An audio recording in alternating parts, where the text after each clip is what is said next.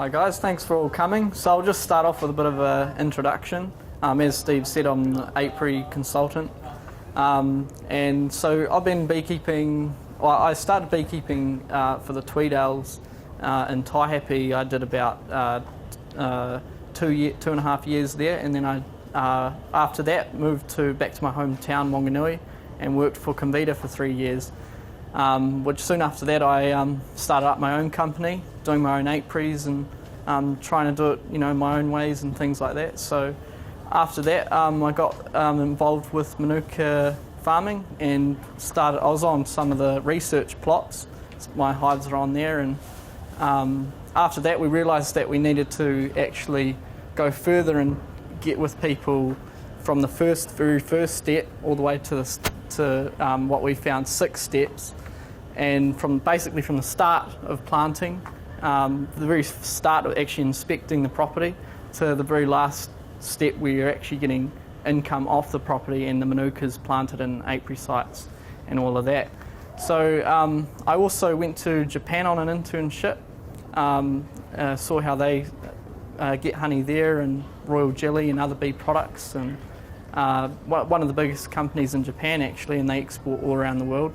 That was pretty good, learnt some new ideas and things, and so basically what we do is when we come to a landowner's block is we get map of all the land and all of the native things or naturally grown things on the land, and then we actually go and inspect the property.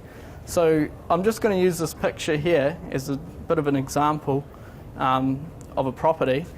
And when we come on the property, we go around the entire property and inspecting all the things, whether there's native bushes or if there's willows going across the property, gorse, anything that the bees can have for nutrition.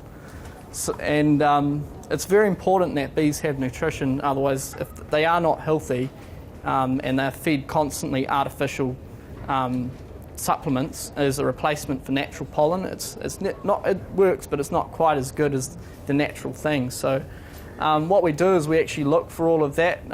We do assessment of apiary. If we put an apiary here, what are the risks that involved if we put a site on a landowner's property? What is the ideal? We went through what is the excellent version of a property and what is a poor. What is poor, and we give that a rating from 1 to 5, 1 being poor, 5 being excellent. So let's say we're going to have to use a bit of your imaginations here. Let's just say that there's gorse all across here, along here, and we say we've got a hive site up on this point here, and we'll say we're right close to the mountain, and there gets a bit of wind flow through here. So as well as looking at the apiary, we actually take into consideration the climate, the altitude, precipitation, just all of those things, temperature, the average temperature in the year. Obviously if it's right next to a mountain, it's going to be quite cold. So what we do is we give it a rating. So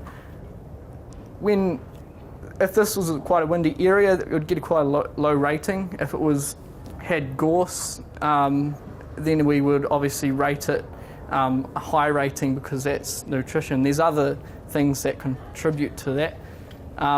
We rate everything individually, and then at the end of it we sort of give it a bit of a score and a summary of what you can do. Once we've sort of analysed the risks and we've rated them, we add a comment to say this is why we rated it this way, and then we give in a mitigation action where we could say if you do this you can make it better, you can increase the value and the purity of the honey, the value of your property, and the health of the bees.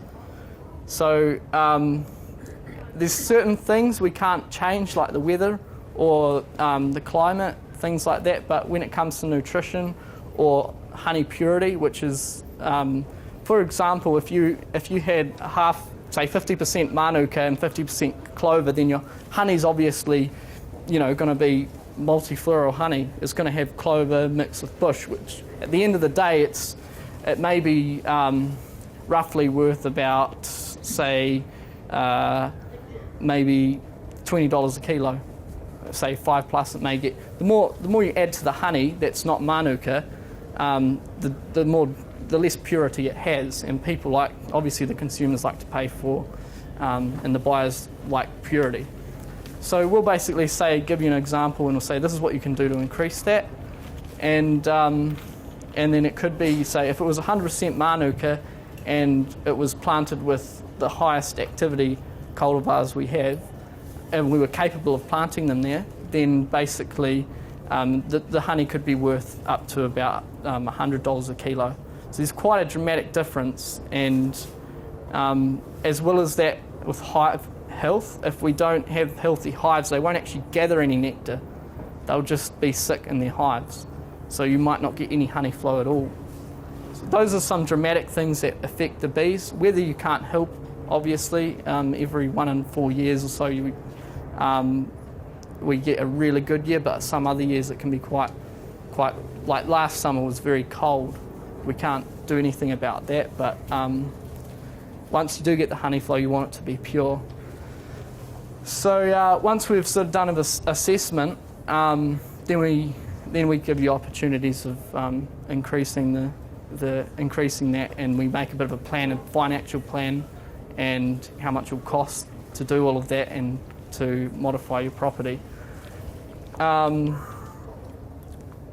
If some of the risks, if you were to do it yourself and sort of just get any Manuka and plant it anywhere on your property. In fact, some of the research that was done, the flowers flowered in the springtime. Now in Wanganui, we have rain up until almost mid-December.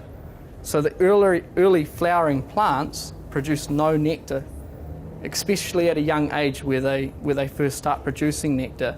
So things like that, you want to get the right flowering. If you go through and plant your entire farm in Manukas and it's the wrong type of plant, or you haven't looked into it, then basically you're at a risk where beekeepers are not going to want to put any hives there on your land.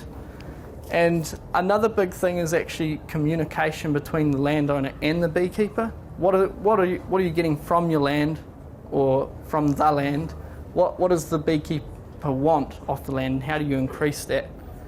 So what I normally do is I pay a sort of kind of a percentage to farmers and give them, say this is what you've got on your land, things like that, and obviously working together to increase the value of the honey, and any beekeeper wants to increase the honey on their land, and being part of that is obviously a lot better.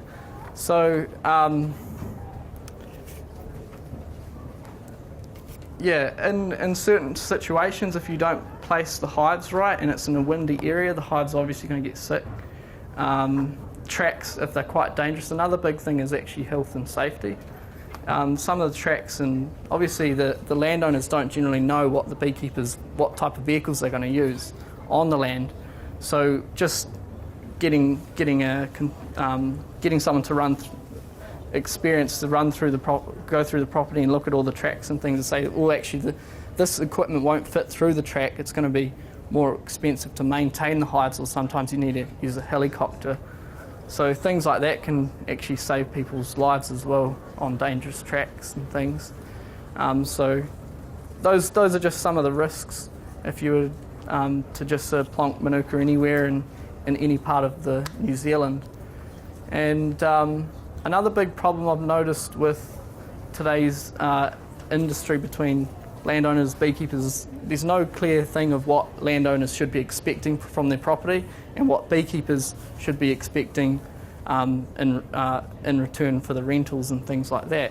There's no, we go one place in New Zealand and a farmer's still getting a jar of clover honey for 800 hectares of Manuka, and there's hundreds of hives across his land, hundreds of thousands of dollars worth of Manuka, and this landowner is still getting a pot of clover a year. And then I'll go to another part of New Zealand where the landowner's just kicking off beekeeper's willy-nilly, thinking he can get as much as he can for his land, and actually he's got no Manuka on his land, 0. But his neighbour's got a full property of Manuka right across, and that farmer's charging for that Manuka on the land. So, and he's asking for, ridiculous prices per kilo off of his land, and, but really it's not actually his land that the honey's coming from. Things like that. So there's a dramatic difference, and there's no really laws or regulations stopping this with MPI or the government or anything like that. So I think part of consulting and getting communication through the latest news with apiculture in New Zealand with landowners and beekeepers is really required. Otherwise, someone's going to give someone else a bad name, and things are going to get a bit messy. So I mean that's some of my goals in consulting and get people to know more about the industry. And if I think I've covered about everything. If there's any questions or things like that, you guys are welcome to ask. Yeah. What generally makes a good site for an apiary? Okay, so generally, my favourite site would be, without giving away too much secrets, a good amount of, scattered amount of nutritional plants for the bees around the land. Early flowering, which means that basically the bees get a big boost at the start of spring, coming out of winter, because winter they're pretty much in hibernation. They don't actually sleep, but they just stay in the hive and keep warm. They can't fly, it's too cold, and the flowers don't produce nectar. So the earlier flow out of coming into spring out of winter is the best. So flowers that flower around that time are really good. Just makes beekeeping a breeze. It boosts your hives, and beekeepers will just flock to sites like that. Yes, so early flowering plants, natural food source for the bees, and warm. So if I was to put a site here and it was quite windy, something you could do is plant something that would stop the wind, put it in a different place, a best place. I'd have to actually visit the farm and inspect the farm. I couldn't actually just say that could be a best place. And then once I've inspected if I inspected all of this and I knew the climate and I got all the information from the council and things like that about that part of New Zealand, then I could sort of say, okay, this would be the best site. But obviously, like if this was quite windy, you'd get a big blast through here. If it was frosty and I put my hives down in the gully here, basically that would just kill the bees. Frosts are just so bad. Snow, and if it was a place that didn't get the rotation of the sun, or didn't get morning sun, and you put in a frosty area, the bees would just die. No honey flow from the land, basically. And that's... But generally you wouldn't choose to put them out on a ridge like that. That wouldn't be... Well, seeing what you see there, you wouldn't... Yeah, well, I wouldn't, probably a good spot, just for a bit of an example, would sort of be along here, but it would have to be obviously level, because you couldn't just place hives and things like that, so they'd tip over. Yeah. You'd have to do protection, but the best thing is really, because I'd have to know the conditions of the farm to be able to actually say that, and give a clear... The more data I can, or inspection of the property, the better outcome I can give. Yeah. So sites like that are pretty good. More Manuka, obviously, more purity, mainly because Manuka's the highest price at the moment. There's plenty of other flowers and things like that you can use, but obviously Manuka's got the highest price, and purity is a big thing when it comes to exporting and things like that. And if somebody's employing you to come onto their farm, to be the partner in the beekeeping thing, the bees stay on the farm for the winter? They stay on the farm all the time? Yeah, so in certain areas, yes. If it was around the mountain, Tongariro, Raitahi, or anything like that, no. I would preferably remove them, or I would sort of, basically I give a report at the end. I think I'm running out of time now. But I'm all good? Okay. Oh, sweet. So I'd give a report stating where the best places are, and if it was in danger of the bees dying over the winter, or basically too dangerous to drive the tracks or things like that, it's determined on a lot of things, really. So in ideal conditions, I guess the best way to answer would be in the ideal conditions, yes. In the bad conditions, no.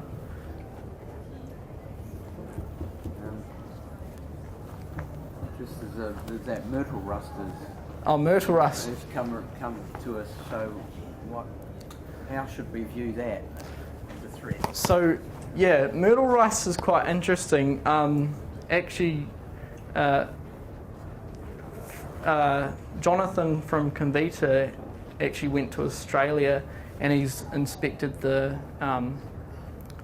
plants there, the Manuka plants there, or tea tree, or whatever they call them, and it doesn't seem to dramatically affect the plants. But however, we do have a different species in New Zealand of Manuka, so it's hard to really say how much it will just affect Manuka. But it is on Manuka at the moment. But I think if it is going to affect there's no they aren't immediately dying right now. So we don't know if there's any long-term effects at the moment because it hasn't been here for that long. But it may be. But it could be just a case of going through and spraying it, or once again getting it inspected, going across the property, inspecting the effects that myrtle rust has. But obviously, the farmer or landowner of a big farm doesn't exactly have time to do all of that, or the know-how to do that. It's kind of like, they wouldn't go and start building a house if they're not a builder, or plumbing if they're not a plumber, so that sort of thing, really. So inspecting the property, I could recommend for that one, to see how great the effects are on it. I can't. Yeah, maybe. We don't have any history on it yet here. We don't. Yeah, not in New Zealand, but in other countries we do. Generally, though, it doesn't kill the plant.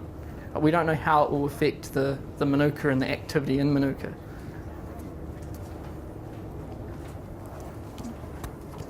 You were saying that foster areas you remove the hives. So would you take them away and feed them, and then bring them back when it's time for the flower? Yeah. So there could be another place on the property you could put them, but you'd need to get that inspected. There could be maybe that they moved it to. Basically, you just move it to a better destination. Yeah.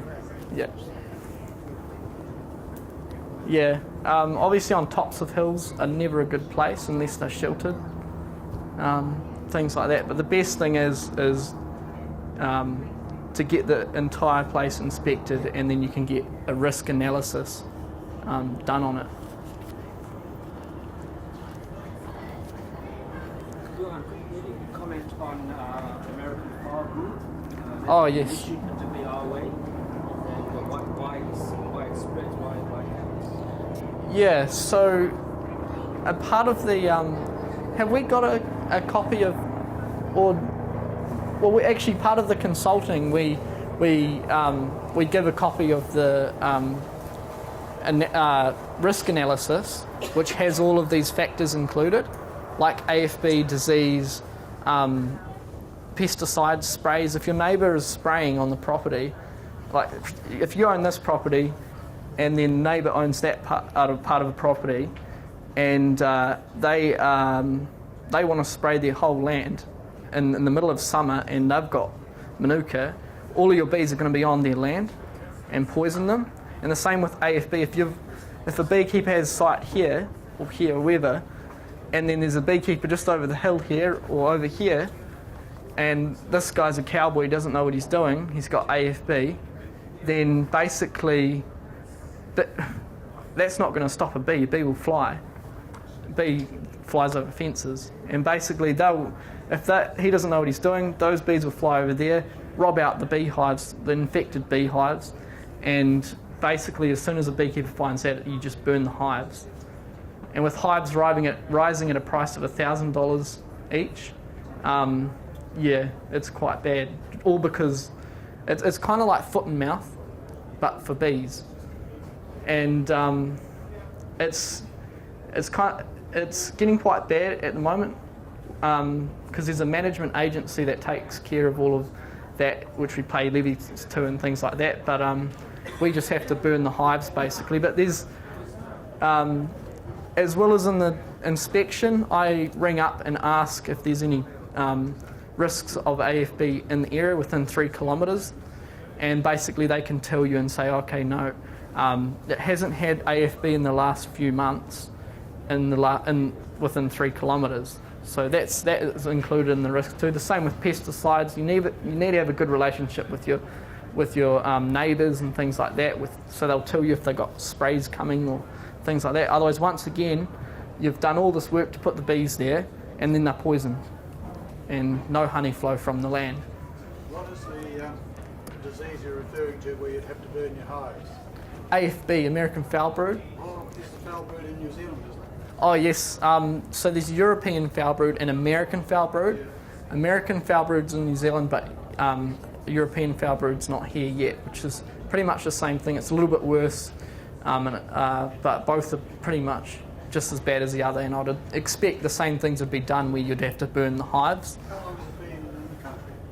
So, it's been probably 80 years, 70 years, yeah. But the plan, in fact, the plan for that as well, has remained the same since 1980 or 1990, till now. But the industry's dramatically changed. So we went from, then we had about 100,000 or less beehives. Now we've almost got 1 million beehives, and within 20 years or so. Well, actually, the major increase has actually only happened in the last 10 years. And all the rules, regulations are the same. This is why you can't just go out and do this all of yourself, which is a lot of people are doing, and getting apiary sites. And, I just want to get rich quick. I'm just going to get some beehives and not get any licenses because it's not policed or anything like that. And be a bit of a cowboy and spread all the diseases and things like that. That's pretty much the greatest risk. But if you put all these things in place, then you can avoid some of those fatal risks to the hives or to the honey flow. Yeah.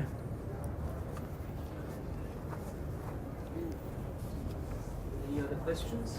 Johann? Yes, I used to get bees years ago. Oh yeah. In those days, there was no foul brood in the country. Yeah.